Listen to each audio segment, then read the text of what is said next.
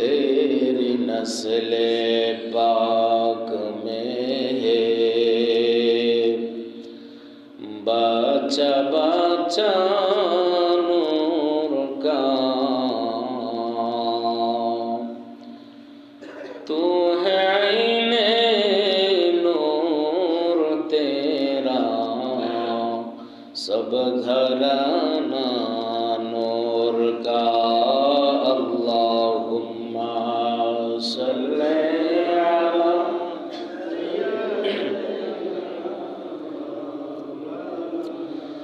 मुहम्मद व अला आलि सय्यिदिना सबसे औला आला हमारा नबी सबसे बाला आला हमारा नबी अपने मौला का प्यारा हमारा नबी दोनों आलम का दुल्हा हमारा नबी सबसे औला आला हमारा नबी सबसे बाला आला हमारा नबी खुल्क़ से औलिया औलिया से रसूल और रसूलों से आला हमारा नबी सबसे औला आला हमारा नबी सबसे बाला वाला हमारा नबी आसमानों ही पर सब नबी रह गए आसमानों ही पर सब नबी रह गए अर्शे आजम पे पहुंचा हमारा नबी सबसे औला आला हमारा नबी सबसे बाला वाला हमारा नबी। উপস্থিত সম্মানিত মুসল্লিয়ানে কেরাম, মহান আল্লাহ পাক রব্বুল আলামিনের দরবারে অগণিত অফুরন্ত শুকরিয়া জ্ঞাপন করছি যে আল্লাহ সুবহানাহু ওয়া তাআলা আজকের এই শুক্রবার দিন জুমার দিনে আল্লাহর ঘর মসজিদে এসে নামাজ আদায় করার জন্য শরীক শামিল হওয়ার তৌফিক এনায়েত করেছেন। সেজন্য আল্লাহর দরবারে আমরা শুকরিয়া আদায় করে বলছি আলহামদুলিল্লাহ। সেই সাথে সাথে লক্ষ কোটি দরুদ এবং সালামের হাদিয়া পেশ করছি আমাদের আকা আমাদের সৈয়দ নবী কুল শিরোমণি আফতাবে নবুওয়াত শাহানশাহে রিসালাত হাবিবেনা শফিয়েনা মুহাম্মদুর রাসূলুল্লাহি সাল্লাল্লাহু আলাইহি ওয়াসাল্লামের উপর আল্লাহ তাআলা আমাদের দরুদ এবং সালামের হাদিয়াটুকু সোনার মদিনায় নবীজি রোজা পাকে কবুল আর মঞ্জুর করে নিন। আমরা সকলেই বলি আমিন। সম্মানিত হাজিরিন, আমি আপনাদের সামনে সূরা বনী ইসরাঈল থেকে আয়াত কারিমা তেলাওয়াত করেছি। বিশেষ করে গত জুমাতে আমি আপনাদের সামনে আলোচনা করেছিলাম পবিত্র রজব মাসের ফজিলত, রজব মাসের আমল। তো আজকে আমরা আলোচনা করব এই রজব মাসেরই আনুষঙ্গিক একটি বিষয়, যে বিষয়টা হলো আখির নবী, নবিউল আনবিয়া ওয়াল মুরসালিন, সকল নবীদের চলে গেছে মাইক্রোফোন লারা দেন, সকল নবীদের মূল নবী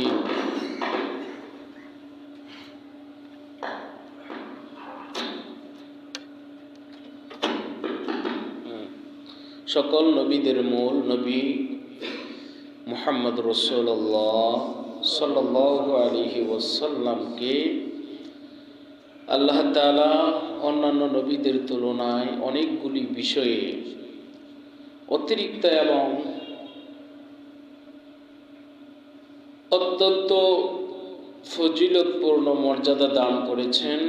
এর মধ্য থেকে অন্যতম একটি মর্যাদা, অন্যতম একটি সম্মান, যেই সম্মানটা আল্লাহ তাআলা এই রজব মাসের 27 তারিখে আল্লাহ তাআলা দান করেছিলেন, সেটা হলো ইসরা। কোরআনের ভাষায় এটাকে বলা হয়েছে ইসরা, অর্থাৎ পবিত্র মেরাজুন নবী সাল্লাল্লাহু আলাইহি ওয়াসাল্লাম। এই পবিত্র মেরাজুন নবী রাসূল সাল্লাল্লাহু আলাইহি সাল্লামের ঊর্ধ্ব আকাশ ভ্রমণ, ঊর্ধ্ব আকাশে পরিভ্রমণটা হিজরতের পূর্বেই মক্কার জিন্দিগিতে, যখন নবীজি মক্কায় অবস্থান করতেছিলেন, মদিনাতে এখন হিজরত করেন নাই, এর আগেই এই মেরাজটা ঊর্ধ্ব আকাশে ভ্রমণ এই 27 তারিখের রজব মাসের দিবাগত রাত্রে আল্লাহ তাআলা ভ্রমণ করিয়েছিলেন। তবে মেরাজের দিন তারিখ নিয়ে অনেক মতভেদ রয়েছে, তবে সর্বগ্রহণযোগ্য এবং মশহুর মতটি ছিল 27শে রজব সোমবার। এ প্রসঙ্গে তাফসিরে রুহুল বায়ান 103 পৃষ্ঠার মধ্যে বলা হয়েছে, রাত্রি ছিল রজব মাসের 27 তারিখ সোমবার শরীফ। জোরে বলি সুবহানাল্লাহ। তাফসিরে রুহুল বায়ানিতে এরকম উল্লেখ আছে যে সকল ইমাম এবং মুস্তাহিদ রাহিমাহুল্লাহ আলাইহিস সালামের আমল, তারা বলেন নিশ্চয়ই সাইয়্যিদনা মুহাম্মদ রাসূলুল্লাহ সাল্লাল্লাহু আলাইহি ওয়াসাল্লাম বেলাদাত শরীফ লাভ করেছেন সোমবারে। জোরে বলি সুবহানাল্লাহ। নবীজির শুভ আগমন হয়েছিল কিবার দিন? সোমবার। এবং আনুষ্ঠানিকভাবে নবুয়াত প্রাপ্ত হয়েছিলেন সোমবার। এবং ইসরা বা মেরাজটা যে সংগঠিত হয়েছিল হিজরতের আগে মক্কা শরীফে, এটাও ছিল পবিত্র সোমবার দিন। জোরে বলুন সুবহানাল্লাহ। তো এটা ছিল তাফসিরে রুহুল বায়ানের। এবং এই পাক ভারত উপমহাদেশের মধ্যে প্রখ্যাত ইসলাম প্রচারকারী, ইসলাম প্রসারকারী শেখ আব্দুল হক মুহাদ্দিস দেহলভী রহমাতুল্লাহ আলাইহি তার বিখ্যাত কিতাব মা সাবাতা বি সুন্নাহ কিতাবের 73 পৃষ্ঠায় তিনি বলেছেন, জেনে রাখো নিশ্চয়ই আরব জাহানের দেশগুলোর লোকদের মধ্যে মাশহুর প্রসিদ্ধ আমল ছিল যে তারা রাসূল পাক সাল্লাল্লাহু আলাইহি ওয়াসাল্লাম আর মেরাজ শরীফ সংগঠিত হয়েছিল যে মাসটাতে, যে তারিখটাতে তারা আমল করতেন, সেটা ছিল রজব মাসের 27 তারিখ দিবাগত রাত। জোরে বলি সুবহানাল্লাহ। তাহলে শেখ আব্দুল হক মুহাদ্দিস দেহলভী রহমাতুল্লাহ আলাইহি তিনি একজন প্রখ্যাত এই পাক ভারত উপমহাদেশের মধ্যে মুহাদ্দিস এবং গ্রহণযোগ্য আলেম। উনিও কিতাবের মধ্যে এরকমই মত দিয়েছেন যে এই মাসটা যে চলতেছে আরবি মাস, এই মাসের 27 তারিখ দিবাগত রাত, যেমন এই মাসের 27 তারিখ দিবাগত রাত আসবে সোমবার। যারা বলেন কিবার? সোমবার। অতএব আমার নবীজির মেরাজও হয়েছিল সোমবার, আর এই মাসটাও কি হুবহু 27 তারিখে সোমবার পড়ে গেছে। সেই জন্য এই জানুয়ারির 27 তারিখ দিবাগত রাত সোমবার দিন সারা দেশের মধ্যে পবিত্র মেরাজুন নবী রাসূল সাল্লাল্লাহু আলাইহি ওয়াসাল্লাম যে ঊর্ধ্ব আকাশে ভ্রমণ করেছিলেন, রসুলের যে ঊর্ধ্ব আকাশে গমন হয়েছিল আল্লাহর সাথে দিদার, জান্নাত জাহান্নাম সকল আসমানের নিয়ামত সমূহ যেই দিন পরিলক্ষিত হয়েছিল আল্লাহ তাআলা দেখিয়েছিলেন, ওই দিনটা ছিল কি 27শে রজব সোমবার দিন। জোরে বলি সুবহানাল্লাহ। তো সেই জন্য এটাই হলো প্রসিদ্ধতম মত যে 27 তারিখ। তাফসিরে রুহুল বায়ান এবং শেখ আব্দুল হক মুহাদ্দিস দেহলভী রহমতুল্লাহ আলাইহি ওনারা এই ব্যাপারে আমল করতেন যে 27 তারিখে ছিল রাসূল সাল্লাল্লাহু আলাইহি সাল্লামের মেরাজ, রাসূল সাল্লাল্লাহু আলাইহি সাল্লামের ঊর্ধ্ব আকাশে গমন। তো সেই জন্য বিভিন্ন টিভি চ্যানেলের মধ্যে যে প্রচার তারিখ নিয়ে বিভ্রান্তিগুলো করা হয়, বিভিন্ন টিভি চ্যানেলের মধ্যে এই বিষয়ে অনেক বই পুস্তকের মধ্যে বিভ্রান্তি ছড়ানো হয়। বিশেষ করে উলামায়ে সু যারা এবং ধর্ম ব্যবসায়ী ওয়াহাবি পথভ্রষ্ট বাতিল ফেরকা যারা, তারা এই তারিখের ব্যাপারে সাধারণ মুসলমানদেরকে বিভ্রান্তি করে। সেই জন্য ওয়াহাবি এবং উলামায়ে সু থেকে আমাদের সাবধানে থাকতে হবে, এদের কথা কান দেওয়া যাবে না। তাইলে গ্রহণযোগ্য মত আমরা পাইলাম যে 27শে রজব দিবাগত রাত্রে আল্লাহ রসুল সাল্লাল্লাহু আলাইহি ওয়াসাল্লাম আর কি হয়েছিল, মেরাজ হয়েছিল, ঊর্ধ্ব আকাশে ভ্রমণ হয়েছিল। তো এই ব্যাপারে হাদিস শরীফে আরো বর্ণিত হয়েছে, বিশেষ করে হযরতে আনাস রাদিয়াল্লাহু তাআলা আনহু থেকে বর্ণনা। তিনি বলেন, নূরে মুজাসসাম হাবিবুল্লাহ হুজুর পাক সাল্লাল্লাহু আলাইহি সাল্লাম ইরশাদ করেন, আমার উম্মতের উলামায়ে সুদের জন্য জাহান্নাম। বিশেষ করে এখানে উলামায়ে সুদের কথা বলা হয়েছে, বাতিল পথভ্রষ্ট ওয়াহাবি এদের কথা বলা হয়েছে যে আমার উম্মতের উলামায়ে সুদের জন্য জাহান্নাম, যারা ইলমকে ব্যবসা হিসেবে গ্রহণ করে এবং তাদের জামানার আলিম, আমির, উমরা, রাজা, বাদশাদের কাছে অর্থ ও পদ লাভের জন্য বিক্রি করে থাকে। এদেরকে বলা হয় ধর্ম ব্যবসায়ী। এরা কখনো আল্লাহর সঠিক পথ পাবে না এবং আল্লাহ পাক কখনো এদেরকে বরকত দিবেন না। এরা ধর্মকে পুঁজি করে ধর্মের ব্যবসা করে, ধর্মকে পুঁজি করে নিজের ইমানকে বিক্রি করে। এক কথায় বলতে গেলে আমির, উমারা, রাজা, বাদশাহ তাদের কাছে অর্থ গ্রহণ করে, অর্থ গ্রহণ করার পর তাদের মন মতো ফতোয়া প্রদান করে থাকে। জোরে বলুন নাউজুবিল্লাহি মিন যালিক। তো সেই জন্য এই উলামায়ে সু এরা হলো পথভ্রষ্ট জাহান্নামী বাতিল ফেরকা ওয়াহাবি। এদের কাছ থেকে সাবধানে থাকার ব্যাপারে হাদিসে পাকে আল্লাহ রাসূল সাল্লাল্লাহু আলাইহি সাল্লাম আরো ইরশাদ করেন। হযরতে আবু হুরায়রা রাদিয়াল্লাহু তাআলা আনহু থেকে বর্ণনা, তিনি বলেন, আল্লাহ রাসূল সাল্লাল্লাহু আলাইহি ওয়াসাল্লাম ইরশাদ করেন, আখিরি জামানায় কিছু সংখ্যক মিথ্যাবাদী দাজ্জাল বের হবে। তারা তোমাদের নিকট এমন সব মিথ্যা মন গড়া কথা উপস্থাপন করবে যা তোমরা ইতিপূর্বে কখনো শোনো নাই, যা তোমরা ইতিপূর্বে কখনো কি করো নাই, শোনো নাই। এমন কিছু মিথ্যা কথা তারা বের করবে। শুধু তাই নয়, আল্লাহ রাসূল সাল্লাল্লাহু আলাইহি ওয়াসাল্লাম বলেন, সাবধান সাবধান, তোমরা এদের থেকে দূরে থাকবে। ফাইয়াকুম ওয়া ইয়াকুম লা ইয়াদুল্লুনাকুম ওয়ালা ইফতানুনিকুম। আল্লাহ রাসূল সাল্লাল্লাহু আলাইহি ওয়াসাল্লাম এই জন্য সাবধান করেছেন যে তোমরা তাদের কাছ থেকে দূরে থাকবে এবং তোমাদেরকেও তাদের কাছ থেকে কি রাখবে, দূরে রাখবে। এরা আচমকা একটা কথা বলে দিবে যেটা আপনি 100 বছর, 200 বছর, 500 বছর যাবত আপনি পালন করে আসতেছেন। আপনি 1000 বছর রাসূল সাল্লাল্লাহু আলাইহি ওয়াসাল্লামের যুগ থেকে এটা পালন করে আসতেছেন। হঠাৎ করে আপনাকে এমন আচমকা একটা কথা আপনাকে ফতোয়া বের করবে যে এটা কোরআন হাদিসে নাই, এটা জায়েজ নাই। সেই জন্য আল্লাহ রসুল বলেন, আখিরি জামানায় কিছু সংখ্যক মিথ্যাবাদী দাজ্জাল বের হবে, হাদিস। এবং তারা কি করবে? তোমাদের নিকটে এমন সব মিথ্যা মন করা কথা উপস্থাপন করবে যা তোমরা ইতিপূর্বে শুনোই নেই। এরকম অনেক কথা এখন আমরা শুনতেছি, যেগুলি আমরা অতীতে শুনি নেই।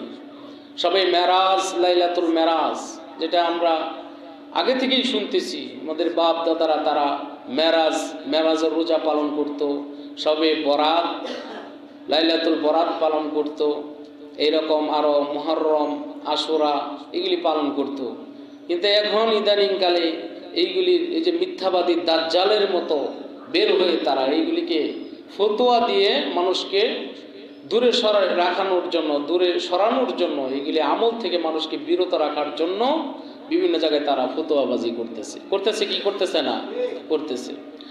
সেই জন্য আল্লাহ রসুল সাল্লাল্লাহু আলাইহি ওয়াসাল্লাম আর হাদিস এবং আল্লাহর কোরআন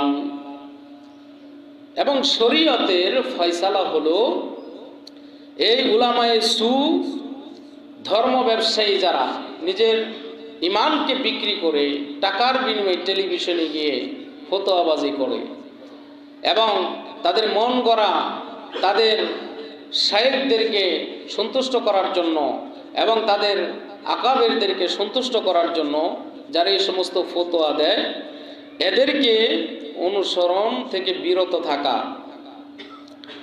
এবং তাদেরকে ডিনাই করা, এটা মুসলমানদের ইমানি দায়িত্ব। সেই জন্য তাদেরকে অনুসরণ করা যাবে না, তাদেরকে অনুসরণ করা হারাম। শরীয়তের ফয়সালা হলো তাদেরকে অনুসরণ করা কি? হারাম। শুধু তাই নয়, তাদের সুহবত থেকে দূরে থাকা এটাও কি? ফরজ। তাদের কাছেও যাওয়া যাবে না। কারণ আল্লাহ পাক রব্বুল আলামিন পবিত্র কোরআনুল কারীমের মধ্যে বলছেন, ওয়ালা তুতি'i মিন আগফালনা ক্বাবলাহু আন যিকরিনা ওয়াত্তাবি হাওয়াহু ওয়া কানা আমরুহু ফারতা। কারণ আল্লাহ পাক রব্বুল আলামিন পবিত্র কোরআনুল কারীমের মধ্যে ইরশাদ করেন যে তোমরা ওই ব্যক্তিকে অনুসরণ করো না, ওই ব্যক্তিকে তোমরা অনুসরণ করবে না যার কলব, যার অন্তর আমার জিকির থেকে গাফিল। যার অন্তর মানে কলব আমার জিকির থেকে গাফিল, আল্লাহর জিকির করে না, ওই সকল লোকদেরকে অনুসরণ করা যাবে না। সে নফসের পায়রাবি করে আর তার কাজগুলো শরীয়তের খেলাফ। তার কাজগুলো কি? শরীয়তের খেলাফ, আল কোরআন। সেই জন্য যারা শরীয়তের খেলাফ কাজ করে, যাদের কালবের মধ্যে জিকির নাই, এই সমস্ত লোকদের কথাগুলি কি শুনতে আল্লাহ পাক আমাদেরকে নিষেধ করেছেন। এদের থেকে বেঁচে থাকা আমাদের জন্য ওয়াজিব, ফরজ। এরপর আল্লাহ রসুল সাল্লাল্লাহু আলাইহি সাল্লাম হাদিসে পাকে ইরশাদ করেন, ইন্না হাযাল ইলমু দীনুন ফান্তিরু আম্মান তা'খুযু দীনাকুম। আল্লাহ রসুল সাল্লাল্লাহু আলাইহি সাল্লাম হাদিসে পাকে ইরশাদ করেন, নিশ্চয়ই কোরআন এবং সুন্নাহ শরীফের ইলমই হচ্ছে দ্বীন। নিশ্চয়ই কোরআন এবং সুন্নাহ, হাদিস আমরা এখানে বলবো না, কারণ সকল হাদিস এটা সুন্নত নয়। সকল হাদিস সুন্নত নয়। এমন কিছু হাদিস আছে যেগুলির উপর আমল করা যায় না, আর প্রত্যেকটা সুন্নতের উপর আমল করা যায়। যেমন এই রজব মাসের 27 তারিখে আমার নবীজির সিনা সাক হয়েছে, বক্ষ বিদীর্ণ করা হয়েছে, এটা হাদিসে আছে।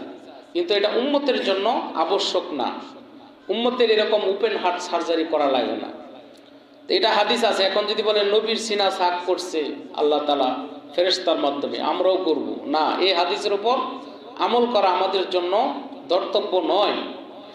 তো সেই জন্য সকল হাদিসের উপর আমল করা আল্লাহ রাসূল সাল্লাল্লাহু আলাইহি ওয়াসাল্লাম আমাদের কোনো অনুমোদন দেয় নাই। কিন্তু সকল সুন্নাত যেইগুলি হাদিস দ্বারা সুন্নত প্রমাণ হয়েছে, সাব্যস্ত হয়েছে, এই প্রত্যেকটা সুন্নতের উপর আমাদের কি করতে হবে? আমল করতে হবে, সকল হাদিসের উপর নয়। সেই জন্য আল্লাহ রাসূল সাল্লাল্লাহু আলাইহি ওয়াসাল্লাম বলেন, নিশ্চয়ই কোরআন শরীফ এবং সুন্নাহ শরীফ এটাই হচ্ছে ইলমে দ্বীন। এটাই হচ্ছে কি? ইলমে দ্বীন। অতএব তোমরা কার নিকট থেকে দ্বীন গ্রহণ করছো এবং ইলম হাসিল করছো, এটাও একটা দেখার বিষয় আছে। কার কাছ থেকে তোমরা ইলমে দ্বীন শিক্ষা করছো? সবার কাছ থেকে ইলমে দ্বীন শিক্ষা অর্জন করার ব্যাপারে হাদিসে এবং কোরআনে বলা হয় নাই, এখানে যাচাই বাছাইয়ের বিষয় আছে। অতএব আমরা এই প্রসঙ্গগুলা আমরা খুব সচেতন হব যে কার কাছ থেকে আমরা মাসালাটা গ্রহণ করতেছি, সে কি দ্বীনের দায়ী কিনা, সে কি দ্বীনের উপর পরিপূর্ণভাবে সে অটল আছে কিনা, নাকি কারো কাছে টাকার বিনিময়ে ঈমান বিক্রি করতেছে, হক কথা গোপন করতেছে, এটা আমাদের দেখতে হবে। আল্লাহ তাআলা এগুলি দেখার এবং বোঝার জন্য আমাদের তৌফিক দান করে, সকলে এগুলো আমিন। সম্মানিত হাজরিন, আমি বলতেছিলাম যে আল্লাহ পাক রব্বুল আলামিন পবিত্র কোরআনুল কারীমের সূরা বনী ইসরাঈলের মধ্যে ইরশাদ করছেন। কি ইরশাদ করছেন? সুবহানাল্লাযী আসরা।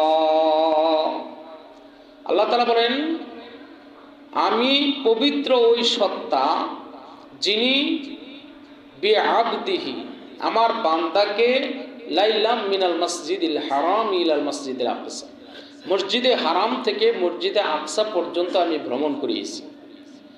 মসজিদে হারাম কোনটা? যেটাকে আমরা বাইতুল্লাহ শরীফ বলি, কাবা শরীফ বলি। এই কাবা শরীফ থেকে প্রথম সফরটা শুরু করে বাইতুল মুকাদ্দাস, ফিলিস্তিনের বাইতুল মুকাদ্দাস পর্যন্ত আমার নবীকে আল্লাহ তাআলা ভ্রমণ করিয়েছিলেন। কোন সময়? রাতের কিছু অংশে। লাইলাম মিনাল মসজিদিল হারাম ইলাল মসজিদিল আকসা। কোরআনে বর্ণনা করা হয়েছে যে রাতের কিছু সময়, কিছু অংশে আল্লাহ পাক রব্বুল আলামিন তার প্রিয় বান্দাকে, রাসূলকে তিনি ভ্রমণ করিয়েছিলেন। কেন ভ্রমণ করিয়েছিলেন? বিআবদিহি লাইলাম মিনাল মসজিদিল হারাম ইলাল মসজিদিল আকসা আল্লাযী বারাকনা হাওলাহু লিনুরিয়াহু মিন আয়াতিনা। আমি এই জন্য ভ্রমণ করিয়েছি যে আমি তাকে আমার কিছু কুদরতি নিদর্শন দেখাবো। আমি আল্লাহ পাক রব্বুল আলামিন আমার প্রিয় বন্ধুকে, আমার হাবিবকে আমি কিছু কুদরতি নিদর্শন দেখাবো, এবং আমি আল্লাহ তাআলা নিজে আসমানে কিছু বরকত ও রহমত, বারাকাত দিয়া আমি আল্লাহ তাআলা সুসজ্জিত করেছি, বরকত পূর্ণ করেছি চতুর্থা দিক। সেই জন্য এটা দেখানোর জন্য আমার প্রিয় বান্দাকে আমি আল্লাহ পাক রব্বুল আলামিন ভ্রমণ করিয়েছি। নিশ্চয়ই তিনি প্রবল শ্রবণকারী এবং দর্শনকারী। আল কোরআন সূরা বনী ইসরাঈলের 1 নম্বর আয়াত। তো এখন কথা হলো যে এই যে আল্লাহ পাক রব্বুল আলামিন কোরআনে কারিমে এখানে আংশিক কিছুটা বর্ণনা এখানে আল্লাহ পাক করেছেন, তার প্রিয় নবীকে তিনি ভ্রমণ করিয়েছেন, কিন্তু এর বিস্তারিত আলোচনা কোরআনে নাই, শুধু এতটুকুই আলোচনা আছে। এরপরে বিস্তারিত আলোচনাটা হাদিসের দৃষ্টিতে যখন আমরা লক্ষ্য করব তখন আমরা বুঝতে পারব। বিশেষ করে আহলে সুন্নাত ওয়াল জামাত এবং সকল ইমামগণ একমত পোষণ করেছেন প্রিয় নবীজির মেরাজটা হয়েছিল সশরীরে। জোরে বলুন সুবহানাল্লাহ। আমার প্রিয় নবীর মেরাজটা হয়েছিল কি? সশরীরে। মেরাজের ঘটনার সাথে গতির একটা সম্পর্ক আছে। দেখেন, মেরাজটা যে একটা আশ্চর্য বিষয়, এটার একটা গতির সম্পর্ক আছে। কেমন? আমরা সকলে জানি সূর্যের আলোর গতি হলো প্রতি সেকেন্ডে কত? 1,86,000 মাইল। জোরে বলেন কত? 1 লক্ষ। এই আলোর গতি, অর্থাৎ আমরা যে আলোটা পাই, পৃথিবীতে যে সূর্যের আলোটা আসে, এই আলোর গতি হলো প্রতি সেকেন্ডে 1,86,000 মাইল। তো পৃথিবীতে সূর্যের আলো পৌঁছতে সময় লাগে 8 মিনিট 20 সেকেন্ড। কত মিনিট? 8 মিনিট 20 সেকেন্ড সময় লাগে। সূর্যের আলোটা পৃথিবীতে এসে পড়তে সময় লাগে। আর পৃথিবী থেকে সূর্যের দূরত্ব বলা হয়েছে 9,30,00,000 মাইল। জোরে বলেন কত? 9,30,00,000 মাইল। এই পৃথিবী থেকে সূর্যের দূরত্ব, যদিও আমরা চোখের মধ্যে দেখি যে খুব কাছে, সূর্য কি খুব কাছে দেখা যায়, কিন্তু আসলে এত কাছে নয়। এই পৃথিবী থেকে সূর্যের দূরত্ব 9,30,00,000 মাইল। আর এই 9,30,00,000 মাইল দূর থেকে আমাদের কাছে এই পৃথিবীতে আলো আসতে সময় লাগে কত? 8 মিনিট 20 সেকেন্ড। আর আমাদের নবী করিম সাল্লাল্লাহু আলাইহি ওয়াসাল্লাম মুহূর্তের মধ্যে চন্দ্র বলেন, সূর্য বলেন, 7 আসমান বলেন, সব কিছু পাড়ি দিয়ে, সিদরাতুল মুনতাহা পাড়ি দিয়ে আল্লাহ পাক রব্বুল আলামিন এমন একটা আরোহণ, যাকে বলা হয়েছে বুরাক, বারকুন থেকে বুরাক। বারকুন মানে হলো বিদ্যুতের চমক। আল্লাহ তাআলা এমন একটা যানবাহন, এমন একটা বাহন আল্লাহ তাআলা প্রেরণ করেছিলেন, যেটা ছিল বুরাক। বুরাক এটা ছিল খচ্চরের চাইতে ছোট এবং গাধার চাইতে বড়, এরকম একটা বাহন ছিল। যে বাহনে উঠে আমার নবী হেরেম শরীফ থেকে বাইতুল মুকাদ্দাস হয়ে আল্লাহর সাথে সাক্ষাৎ করার জন্য ঊর্ধ্ব আকাশে ভ্রমণ করেছিলেন। তা আলোর গতি যদি এতটুকু হয়, পৃথিবীতে 8 মিনিট 20 সেকেন্ড সময় লাগে সূর্যের আলোটা এসে পড়তে, আর আল্লাহ পাক রব্বুল আলামিন এমন একটা বাহন, এমন একটা বুরাক প্রেরণ করলেন। কোরআনে আল্লাহ তাআলা বলতেছেন, সামান্য সময়ে রাতের আমি আমার স্থির বান্দাকে, আমি আমার রসুলকে ভ্রমণ করেছি। তাইলে দেখেন, এই আলোর চাইতে বা এই সূর্যের আলোর চাইতে, যাই কিছু বলেন, দুনিয়ার সকল শক্তির চাইতে আল্লাহ পাক রব্বুল আলামিন নবীকে যে সওয়ার দিয়ে ভ্রমণ করেছিলেন, তার পাওয়ার, তার গতি কত কোটি কোটি গুণ বেশি। জোরে বলুন সুবহানাল্লাহ। এটাই হলো আশ্চর্যের বিষয়। আল্লাহ পাক রব্বুল আলামিন সেই জন্যই কোরআনে কারিমে বলছেন সুবহানাল্লাযী। আমরা যখন আশ্চর্যজনক কোনো কিছু শুনতে পাই, যেমন হযরত শাহজালাল রাহমাতুল্লাহি আলাইহি জায়নামাজের মধ্যে 360 জন ওলিকে নিয়ে সুরমা নদী পার হয়েছে, এটা আশ্চর্যজনক। আমরা বলি কি সুবহানাল্লাহ। সেই জন্য আল্লাহ পাক এখানে সুবহানাল্লাহ শব্দ ব্যবহার করেছেন, যে এই ঘটনাটাই আশ্চর্য। এটা আমি আল্লাহ তাআলা তোমাদের কাছে বর্ণনা করতেছি, আমি আল্লাহ পাক রব্বুল আলামিন তোমাদেরকে বলতেছি, তোমাদের তো ব্রেনে আসবে না, এটা কিভাবে আসবে? এটা আশ্চর্যজনক ঘটনা। সেই জন্য আল্লাহ তাআলা বলছেন সুবহানাল্লাযী আসরা। আমরা বলি সুবহানাল্লাহ, আর আল্লাহ পাক এই ঘটনা বর্ণনা করার আগে বলতেছেন কি সুবহানাল্লাহ। জোরে বলুন না সুবহানাল্লাহ। তাহলে আর আশ্চর্যজনক। আর এটা থেকেই প্রমাণ হয় যে আমার নবীকে আল্লাহ পাক রব্বুল আলামিন যে ভ্রমণ করিয়েছিলেন, এটা ছিল সশরীরে। এটা ছিল কি সশরীরে। যেহেতু আল্লাহ এখানে সুবহানাল্লাহ ব্যবহার করেছেন, আশ্চর্যজনক একটা ঘটনা এখানে সংঘটিত হচ্ছে, সেই জন্য আমার নবীর ভ্রমণটা ছিল কি সশরীরে, নিজের দেহ মোবারক নিয়ে আল্লাহর দরবারে ভ্রমণ করেছিলেন। সেই জন্য আল্লাহ রসুল সাল্লাল্লাহু আলাইহি সাল্লামকে সবার উপরে আল্লাহ পাক মর্যাদা দিয়েছেন। যত নবী রসুল পৃথিবীতে এসেছে, সকল নবী রসুলগণের উপরে মর্যাদা ছিল কার? আমার আপনার নবী মুহাম্মদুর রাসূলুল্লাহ সাল্লাল্লাহু আলাইহি ওয়াসাল্লাম। সেই জন্য আল্লাহ রসুল সাল্লাল্লাহু আলাইহি সাল্লামের সফরটা, মেরাজের রাত্রে যে সফরটা ছিল, এই সফরটার 3টা পর্যায় ছিল, 3টা ভাগ ছিল। প্রথম ভাগ ছিল মক্কা শরীফ থেকে বাইতুল মুকাদ্দাস।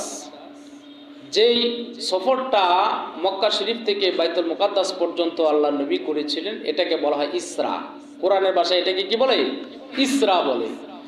দেখেন, তৎকালীন সময়ে ঘোড়া বা উট বলেন, যাই কিছু বলেন, যে সাওয়ার, তৎকালীন সময়ে তো আর এরকম রেল ছিল না, বিমান ছিল না, গাড়ি ছিল না।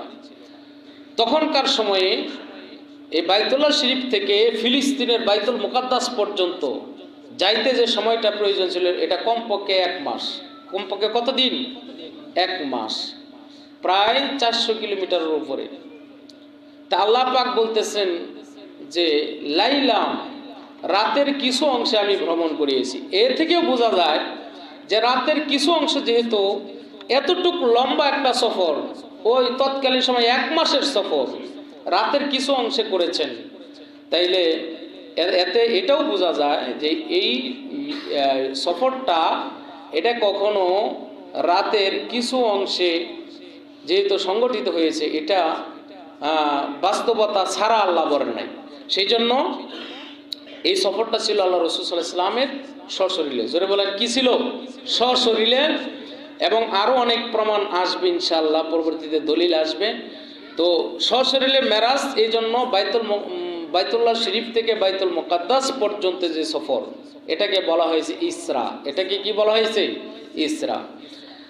এরপর বাইতুল মুকাদ্দাস থেকে আরেকটা সফর, এই সফরটা ছিল একদম সপ্ত আসমানের উপরে, যেটাকে সিদরাতুল মুনতাহা বলা হয়, ফেরেশতাদের লাস্ট সীমানা।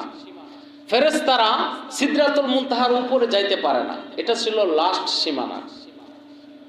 তো আল্লাহ রাসূল সাল্লাল্লাহু আলাইহি সাল্লামের এই সফরটা, এটাকে বলা হয় মেরাজ। এটাকে কি বলা হয়? মেরাজ। আর তৃতীয় সফরটা কোরআন হাদিসে পাওয়া যায়, এটা ছিল সিদরাতুল মুনতাহা থেকে, যেখানে জিবরাইল ফেরেশতাও যাইতে পারে না। ওইখান থেকে আমার নবী একা একটা সফর শুরু করেছিলেন, একদম আল্লাহ তাআলার সাথে সাক্ষাৎ করেছিলেন, দিদার করেছিলেন, আল্লাহর সাথে কথা হয়েছে, কালাম হয়েছে। ওই সফরটাকে কোরআনের ভাষায়, হাদিসের ভাষায় ওইটাকে বলা হয়েছে এরাজ। জোরে বলি সুবহানাল্লাহ। এই যে ইসরা, মেরাজ, এরাজ, এই 3টা সফরের অনেক তাত্ত্বিক বর্ণনা হাদিসের মধ্যে আসছে। এগুলো ইনশাআল্লাহ আমরা ধারাবাহিকভাবে বলবো। তবে কোরআন এবং হাদিসে মুতাওয়াতির এবং খবরে ওয়াহেদ দ্বারা, কোরআন হাদিসের মতে মুতাওয়াতির, মুতাওয়াতির মানে কি? মুতাওয়াতির হলো কোরআন হাদিসের এমন একটা পরিভাষা, যেই পরিভাষাটা কেউ অস্বীকার করলে, মুতাওয়াতির হলো এমন একটা দলিল যেটা অস্বীকার করলে তার ঈমান থাকে না, ঈমানটা সাথে সাথে চলে যায়। এবং খবরে ওয়াহেদ, অর্থাৎ যেমন কোরআনের একটা আয়াত কেউ যদি অস্বীকার করে, তাহলে কি তার ঈমান থাকে? ঈমান থাকে না। সেই জন্য এটাকে বলে খবরে ওয়াহেদ, মানে সবচাইতে গ্রহণযোগ্য দলিল এবং মজবুত দলিল। এই খবরে ওয়াহেদ দ্বারা প্রমাণ এবং মুতাওয়াতির দ্বারা প্রমাণ, এই 3টা সফর আল্লাহ রাসূল সাল্লাল্লাহু আলাইহি সাল্লামের হয়েছিল। তবে মেরাজের প্রথম পর্যায়টা রজব মাসের চাঁদের 27 তারিখ সোমবার রাত্রের শেষ অংশে বাইতুল্লাহ শরীফে আল্লাহ রাসূল সাল্লাল্লাহু আলাইহি সাল্লাম উম্মে হানির ঘরে। উম্মে হানি কে ছিল? উম্মে হানি ছিল আল্লাহ রাসূল সাল্লাল্লাহু আলাইহি সাল্লামের দুধ বোন। জোরে বলেন কি বোন? দুধ বোন। দুধ বোন এটা কিন্তু নিজের আপন বোনের মতোই। দুধ বোন মানে কি? নিজের আপন বোনের মতোই। কোরআনে কারিমে বর্ণনা করা হয়েছে যে কোনো ব্যক্তি যদি আপনার মায়ের বুকের দুধ, কোনো সন্তান যদি আপনার মায়ের বুকের দুধ, আপনি যে মায়ের বুকের দুধ পান করেছেন, ওই মায়ের বুকের দুধ যদি কোনো শিশু পান করে, ওই শিশুকে কি বলা হয়? নিজের আপন দুধ ভাই অথবা কি দুধ বোন। এই দুধ ভাই এবং দুধ বোন, এই দুইজনের মধ্যে বিবাহ হারাম। যদি বলেন কি বিবাহ হারাম, এটা কোরআন দ্বারা প্রমাণ। সেই জন্য আল্লাহ রাসূল সাল্লাল্লাহু আলাইহি ওয়াসাল্লাম নিজের আপন দুধ বোন উম্মে হানির ঘরে অবস্থান করতেছিলেন।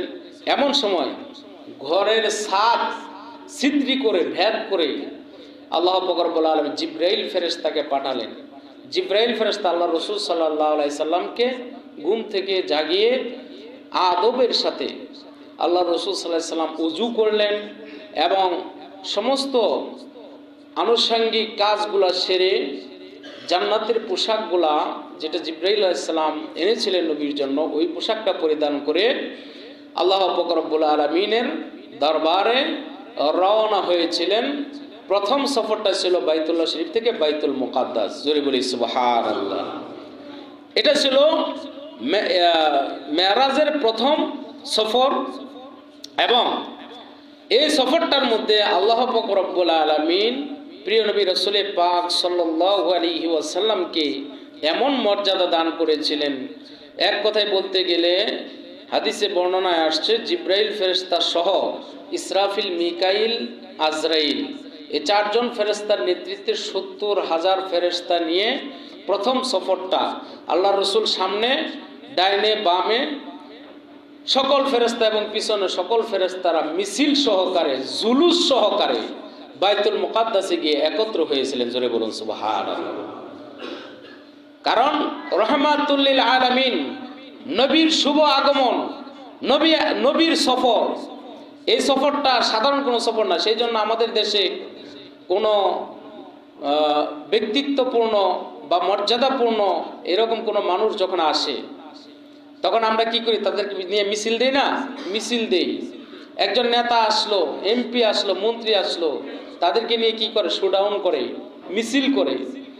এই মিছিলটা এটা যে এমনিতেই তা না, এটার ভিত্তি আছে। সেই জন্য আল্লাহ রসুল সাল্লাল্লাহু আলাইহি সাল্লাম যেহেতু আল্লাহ তাআলার কাছে অনেক সম্মানিত এবং আল্লাহ তাকে অনেক সম্মানিত করবেন, সেই জন্য সকল ফেরেশতাদেরকে নিয়ে, জুলুস নিয়ে আল্লাহ পাক রব্বুল আলামিন তার নবীকে বাইতুল মুকাদ্দাস পর্যন্ত আনলেন। জোরে বলুন সুবহানাল্লাহ। এটা নবীর আগমন, নবীর কি সফর। তারপর আল্লাহ পাক রব্বুল আলামিন সেই বাইতুল মুকাদ্দাসের মধ্যে সকল ফেরেশতারা সহ যখন উপস্থিত হয়ে গেল, আল্লাহ পাক কুদরতিভাবে সকল নবী রাসূলদেরকে আবার হুকুম করলেন, যে যেখানে আছে, যে নবী রাসূলগণ কবরে চলে গেছেন, 4 জন নবী পৃথিবীতে এখনো আছে। 4 জন নবী এখনো কি পৃথিবীতে আছে, জীবিত, মারা যায় নাই। আল্লাহ এই 4 জন নবী ছাড়া আরো যত 1,24,000 নবী রাসূল যারা যেখানে কবরে শুয়ে আছেন, সকল নবী রাসূলদেরকে আল্লাহ তাআলা হুকুম করলেন যে আজকে বাইতুল মুকাদ্দাসের মধ্যে চলে আসো। এবং বাইতুল মুকাদ্দাসের মধ্যে আমার নবী চলে এসেছেন। আজকে আমার নবীকে আমি সাইয়্যিদুল মুরসালিন, সকল নবীদের নবী বানায়া নবীর ইমামতিতে আজকে সকল নবী রাসূলদেরকে পিছনে রেখে আমি 2 রাকাত নামাজ পড়ার অর্ডার করলাম। তখন আল্লাহ রাসূল সাল্লাল্লাহু আলাইহি সাল্লাম সেই জামাতের ইমামতি করে সকল নবী রাসূলদের উপরে আল্লাহ তাআলা তার মর্যাদা দান করলেন। জোরে বলুন সুবহানাল্লাহ। তো মেরাজটা ছিল এমন একটা আল্লাহ তাআলার পক্ষ থেকে তার নবীর প্রতি শ্রেষ্ঠ নিয়ামত এবং শ্রেষ্ঠ আজমত, যে আল্লাহ তাআলা তার নবীকে কতটুকু মর্যাদা এবং কতটুকু ভালোবাসেন তার বহিঃপ্রকাশ এবং তার নিদর্শনগুলি তাম পৃথিবীর মানুষের কাছে এটা যেন আল্লাহ তাআলা তুলে ধরেছেন। এবং আল্লাহ পাক রব্বুল আলামিন তার হাবিবের সম্মান এবং মর্যাদাকে তিনি কি করেছেন? সমুন্নত করেছেন। জোরে বলুন সুবহানাল্লাহ। সেই জন্য আল্লাহর রাসূল সাল্লাল্লাহু আলাইহি সাল্লামার প্রথম সফরটা ছিল বাইতুল মুকাদ্দাস। এবং এইখানে সকল নবী রাসূল সাল্লাল্লাহু আলাইহি সাল্লামের রূহগুলিকে যে একত্রিত করা হয়েছিল, অনেকেই এটা মন্তব্য করে থাকেন যেটি কিভাবে, তবে বেসালি রূপে। বেসাল মানে কি? বেসাল মানে হলো যে তাদের আকৃতি দিয়ে, যদিও তারা মারা গেছে, যদিও তারা ইন্তেকাল করেছেন, কিন্তু আল্লাহ তাআলার স্পেশাল একটি ক্ষমতা, তাদেরকে বেসাল মানে মানবীয় সুরত দিয়ে আল্লাহ তাআলা সকল নবী রাসূলদেরকে ওইখানে একত্রিত করেছেন বেসালি রূপে। আর 4 জন নবী, যেটা হযরত ইদ্রিস আলাইহিস সালাম, তিনিও জান্নাতে আছেন। তারপরে হযরত ইয়াহিয়া আলাইহিস সালাম, তারপরে আছেন হযরতে খিজির আলাইহিস সালাম, এরকম পানির দায়িত্বে আছেন একজন। এবং হযরত ইদ্রিস আলাইহিস সালাম তিনি জান্নাতে আছেন। হযরত ঈসা আলাইহিস সালাম 4র্থ আসমানে আছেন। খিজির আলাইহিস সালাম পানির দায়িত্বে আছেন। ইয়াহিয়া আলাইহিস সালাম তিনি আছেন জমিনের দায়িত্বে। এই 4 জন নবীকে আল্লাহ তাআলা এখনো পৃথিবীতে জীবিত রাখছেন, তবে তারা নবী হিসেবে নয়। আল্লাহ তাআলা তাদেরকে রাখছেন, আল্লাহ তাদেরকে দায়িত্ব দিয়েছেন, তারা তাদের দায়িত্ব পালন করতেছে।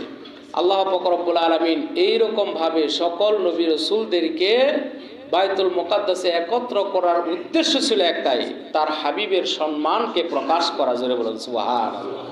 পুরা মেরাজের ঘটনাটাই ছিল আল্লাহর হাবিব মুহাম্মদুর রাসূলুল্লাহ সাল্লাল্লাহু আলাইহি সাল্লামের শ্রেষ্ঠত্ব এবং সম্মানকে তুলে ধরা। সেই জন্য আল্লাহ তাআলা নিজেই আমাদেরকে এই শিক্ষাগুলা দিয়েছেন। কোরআনে পাক আল্লাহ তাআলা বর্ণনা তুলে ধরেছেন, হাদিসে আমার নবীজি বর্ণনা তুলে ধরেছেন। সেই জন্য এই মেরাজের শিক্ষাটা আমাদের দরকার আছে না নাই? সকলে বলেন আছে না নাই? এই মেরাজের আলোচনাটা এটা আমাদেরও ইমানের একটা অংশ, আমাদেরও করতে হবে। সেই জন্য অনেক মসজিদে এই আলোচনাগুলি করে না, অনেক মসজিদে এই মেরাজের তাত্ত্বিক আলোচনাগুলি করে না। তাই আমরা এই আলোচনাগুলি সাধারণত করে থাকি। কেন করে থাকি? এটার হক আছে। আপনি বাংলা ক্লাসে গিয়ে বাংলাই পড়াবেন, এখানে অঙ্ক ক্লাস করার সুযোগ নাই। সেজন্য এখন ক্লাস চলতেছে রজব মাস। এই রজব মাসের শিক্ষা, এই রজব মাসে আল্লাহ তাআলা আমাদেরকে কি দিয়েছেন, কি নিয়ামত দিয়েছেন, এই নিয়ামতগুলি তুলে ধরা, এই নিয়ামতের শুকরিয়া আদায় করা, নিয়ামত পেয়ে আনন্দ প্রকাশ করা, এটাই হলো মুসলমানদের ইমানের দাবি এবং ইমানের হক। সেই জন্য প্রিয় হাজরিন, আমরা এই মেরাজের তাত্ত্বিক আলোচনা এবং আল্লাহ তাআলা এই মেরাজিনে নবীকে কি দান করেছেন সেইখান থেকে আমাদের শিক্ষা রয়েছে, কেন নিয়েছেন ওইখান থেকে আমাদের জন্য শিক্ষা রয়েছে, এইগুলি ইনশাআল্লাহ আমরা বিস্তারিতভাবে আমরা আলোচনা করব। আল্লাহ তাআলা যেন আমাদের সবাইকে তৌফিক দান করে, সকলেই বলুন আমিন। তাই মেরাজটা আসতেছে সামনে জানুয়ারির 27 তারিখ দিবাগত রাত। জোরে বলেন 27 তারিখ দিবাগত রাত, এবং 28 তারিখে সরকারিভাবে এই মেরাজ উপলক্ষে সকল অফিস আদালত বন্ধ থাকে। তো সেই জন্য এই 27 তারিখ রাতটা হলো আমাদের জন্য গুরুত্বপূর্ণ। আমরা একটু আলোচনার ব্যবস্থাও করব মসজিদে ইনশাআল্লাহ। আমরা আলোচনা করতেছি কিভাবে এই মেরাজের রাতটা আমরা সকলেই আমরা এই ইবাদতের মাধ্যমে